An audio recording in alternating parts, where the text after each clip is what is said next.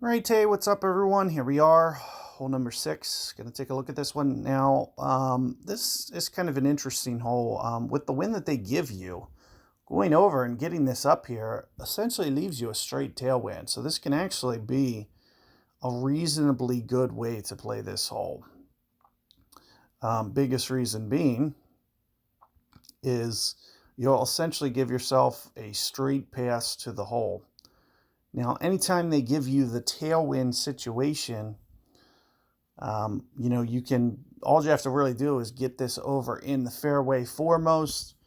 But one of the things to consider is if I was to go over and actually go over here, let me first off set up a bag with I'd probably, if I wanted to go this other way and kind of stretch this out, I'm thinking something along the lines of this, maybe just a touch of backspin here, thinking right around here, just for safety measures.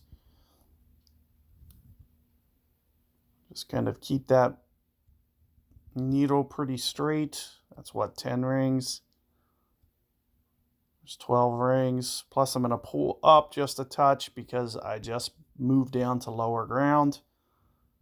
And additionally, you can see that I'm maybe just going to add just a touch of curl.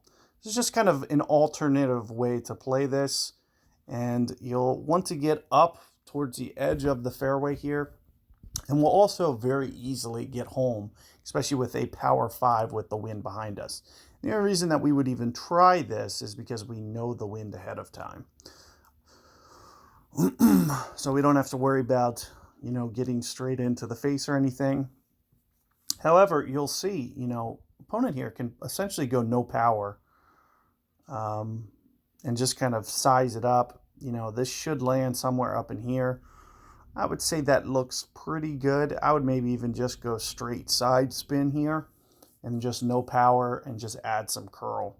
So if you aim over here, for instance, the ball's going to actually fly and land up in the middle of the fairway, and all you'll need is just a little bit of curl.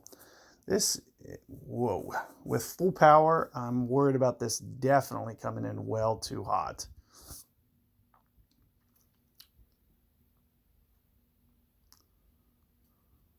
So I was surprised to see, such a unusual miscalculation there. I mean, that's a good 30 yards too hard. So, one of the things that I like to do here, I'm not a huge fan of this rough bump with this wind angle, but I am a huge fan of this rough bump shot, just not with this angle. So we're going to try it because why not? It's just one of those things that it would be a good starting place to just kind of give you guys a reference.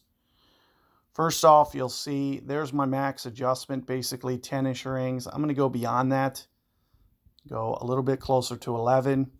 On top of that, I'm going to need to curl it. So I'm going to need to find a way to kind of do the correct amount of curl.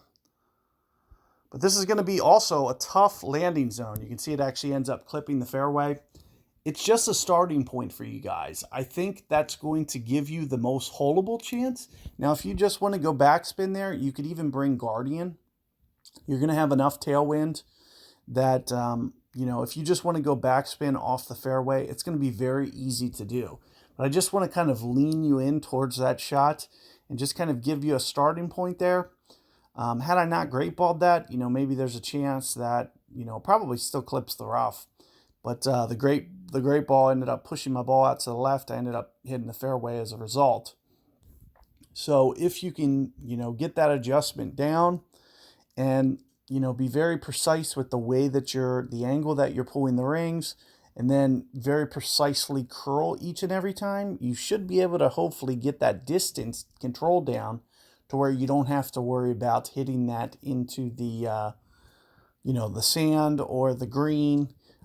You should be able to get that dialed, because you could see with what I was trying to do is essentially just land on this sliver. It ended up, maybe landing just a touch long.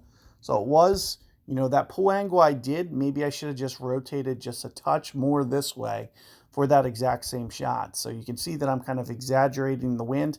And if I would have pulled my rings down in this fashion, you know, maybe it ends up landing here instead of here because it's pulled down just a little bit more. It's going to take some of that distance off. So hopefully, you know, that makes some sense. And, you know, I do think it's just going to be kind of the only way that you can bring that in and potentially get the double eagle very easily.